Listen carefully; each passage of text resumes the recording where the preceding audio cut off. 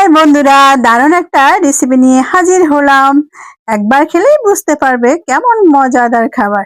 এই দেখো, শুকনো লঙ্কা ভেজে নিয়েছি আর এই লবণ দিয়ে ভালো করে পিষে নিচ্ছি। এইবার দেখবে, এই দেখো পেঁয়াজ কুচি তার সঙ্গে অ্যাড করলাম। এবার দারুণ একটা জিনিস চলে আসছে। এই দেখো, এটা হচ্ছে কলিজি মুরগির। আর এই কলিজিটা সিদ্ধ করে নিয়েছি।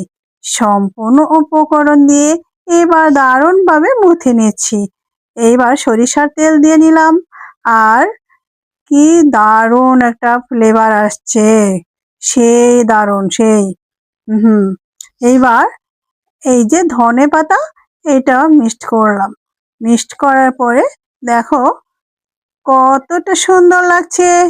আর এই খাবারটা কিন্তু দারুণ হবে। এবার আমি ভাত নিয়ে নিলাম। আর ভাত দিয়ে এটা খেতে কিন্তু দারুণ।